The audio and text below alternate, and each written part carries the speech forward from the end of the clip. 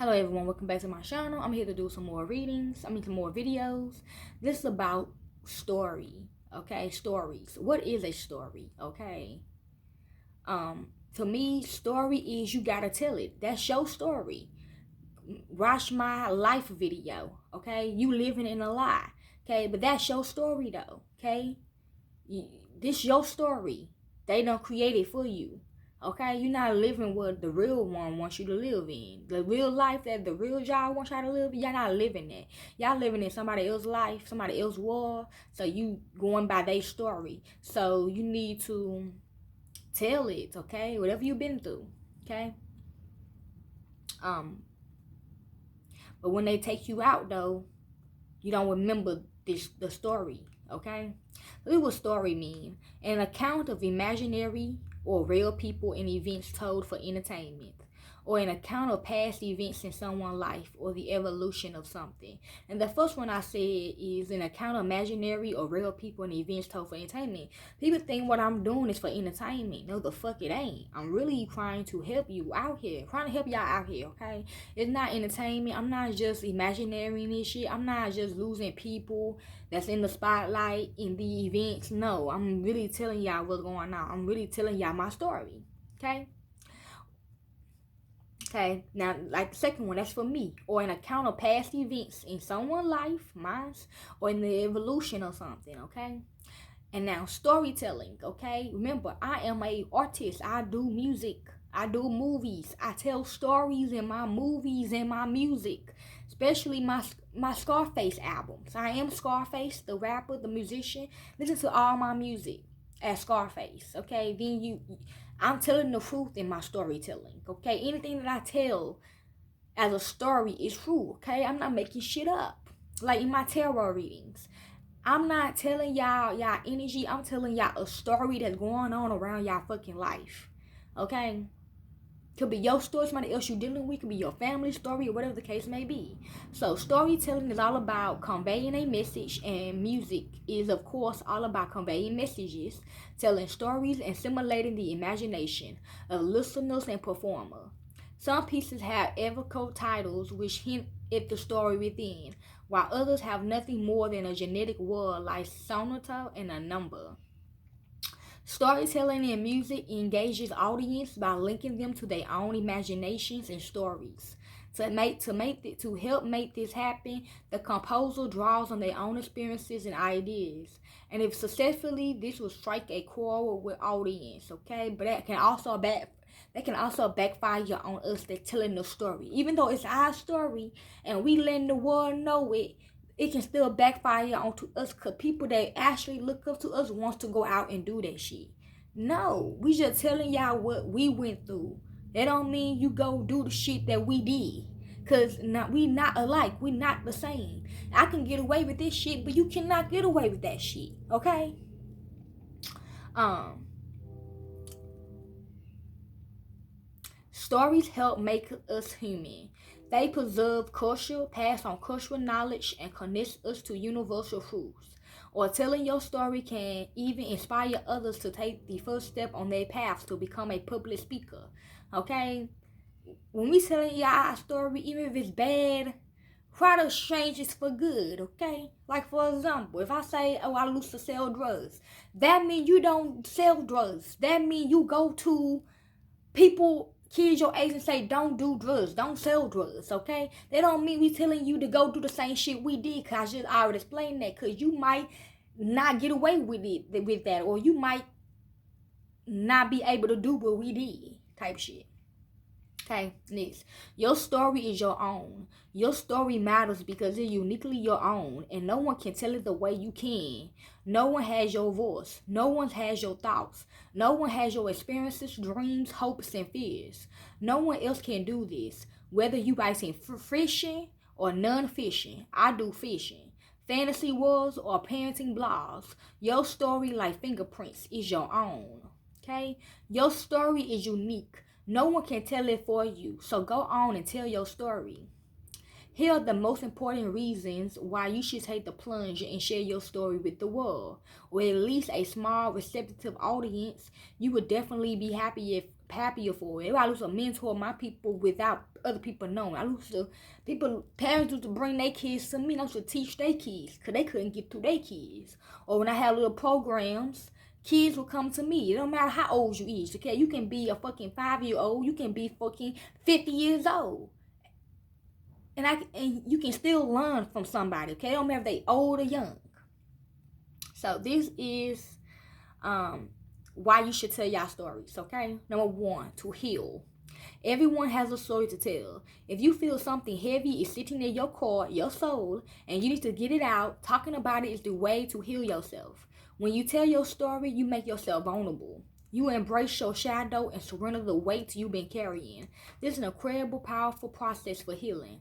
2, to gain confidence in yourself. Speaking in public, not for the audience. Speaking in public, meaning like you don't want the audience to be like, oh yeah, I really admire you, I really fuck with you, or whatever the case may be. Or you don't want them to just feel pity for you, some shit like that. You want to gain confidence for somebody else that got the same story or something like that. Speaking in public is one of our greatest fears. Another is exposing our inner selves. Why not tackle both at the same time? If you want to work on self-confidence, go on stage and tell your story. Make yourself vulnerable in front of strangers.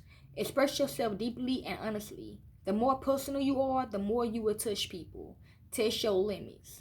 3, to find your voice. See, just in case you lose your voice, just in case something tragic happened in your life and that person tells you, oh, nobody gonna believe you, oh, shut your mouth up, or they do something to make you lose your voice. And then you finally speaking up on it, you find yourself again. Listen to that song by Zero, aka Michael. I found myself. To find your voice, we all have different ways of expressing ourselves. The goal is to find your voice, the character, the poetry in you that you may not know exists.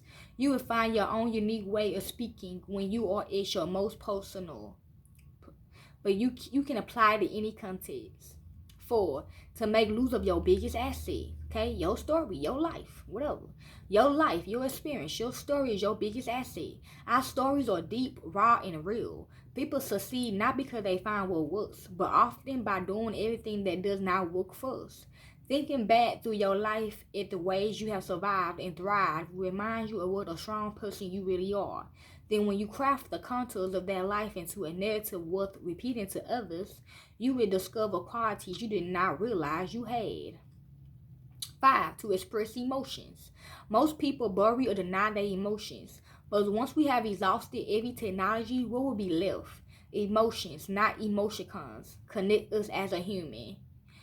Like the emojis. When you tell your story with honesty and an open heart, you make a direct and powerful connection with your audience and open yourself up in a new and unexpected ways. 6, to become more comfortable in your body, okay? Especially if it's about rape or something like that. When you speak in public, you lose not just your voice, but your whole physicality.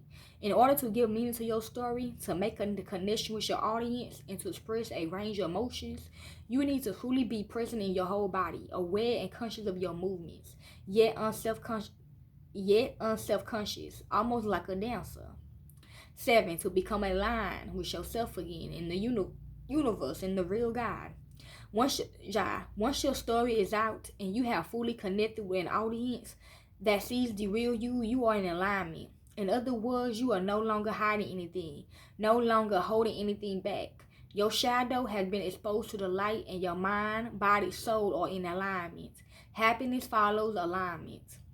To make negativity disappear, breaking chains, breaking generation curses, breaking things in your life. Once you let out your story, you can lose this event to anchor you in life. After telling your story and finding clarity and alignment, it'll be easy for you to allow the negative energy or people around you to go away. 9, to create community. Happiness comes from a group that forms around you and with whom you share the same values.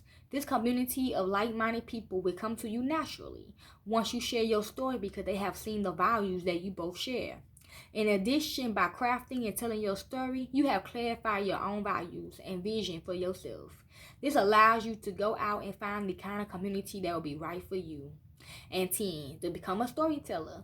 Once you have crafted your first story, you will start to know the threads of narratives that run through other aspects of your life. such as your work and your family. Seeing the world through a storyteller lens in an enriching way to look at life. It is one way to bring a sense of meaning to an otherwise chaotic world, okay? And these are the top 100 passages y'all could read in the Bible, okay? They all stories, okay? Gina Hall, the demon stories. Shanice Keena, they stories, okay? The Coat, they stories, okay? If they can do it, I know I can do it. I know other people can do it, okay? What's the difference? They better than us or some shit? Obviously.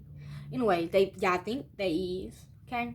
The top 10 favorite Bible stories is 1, the birth of Jesus, Noah Ark, the Good Samaritan, the crucifixion and restoration of Jesus, the Exodus, David and Goliath, the 10 Commandments, Jesus feeds the 5,000, Jesus turns water into wine, the Sermon on the Mount, creation and the fall, Noah and the flood, the Tower of Babel, the call of Abraham, 3 visitors to Abraham, Joseph the dreamer, the birth of Moses, Moses and the burning bush, the 10 plagues, crossing the Red Sea, manna and quail, exploring canyons, battling donkey, the 10 Commandments, the death of Moses, entering the promised land, the fall of Jericho, Deborah leads God's people, getting fight into Midianite, Samson and Delilah, Ruth and Naomi, Israel asks for a king, God chooses David as king, David kills Goliath, David becomes king, David and Bathsheba, Solomon and the wise judgment, Solomon builds God's temple, Israel rebels against Rehoboam, Elijah and the prophet of Baal, the still small voice, Elijah is taken up to heaven in a chariot, Judah is taken into exile in Babylon, the people are allowed to return from exile, Isaiah vision of God, Isaiah's prophecies about a Messiah, Isaiah message of comfort, the suffering servant, Jeremiah and the potter's house, Jeremiah and the new covenant, Ezekiel version of a chariot, Ezekiel version of dry bones, Daniel and the fiery furnace, Daniel and the lion den, Hosea told to marry a prostitute, Joel vision of the future, Amos condemnation of the king, Jonah from the Gospels, the birth of Jesus is promised, Mary gives birth to Jesus, the shepherds and the angels,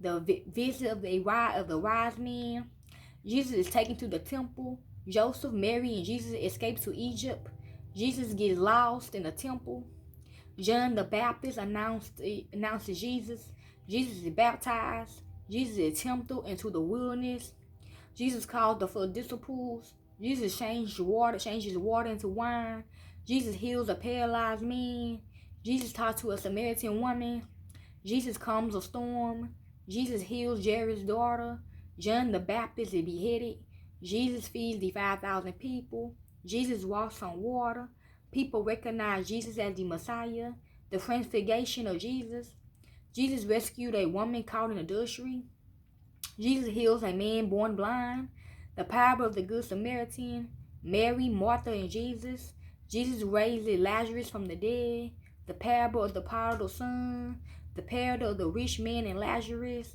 Jacques the tax collector, Mary anoints Jesus' feet, Jesus washes the disciples' feet, Jesus has a last supper with the friends, Jesus is arrested in the garden of the Gethsemane, Peter denies Jesus, Jesus is crucified, Jesus is buried, the resurrection, the road to Emmaus, Mary meets the rising Jesus, the Great Commission, Jesus forgives Peter from the good news spread, Jesus ascends into heaven, the Holy Spirit is sent to the disciples, Irenaeus and Sapphira, the stoning of Stephen, the conversion of Saul, Peter's escapes from prison, the council in Jerusalem, Paul and Silas in prison, Paul preaches in Athena, Paul is shipwrecked, and Paul preaches in Rome, okay? I'm also going to add the Most High which story should I read for Sunday or this week. I'll let y'all know. Hopefully y'all enjoy this. I'm out. Peace.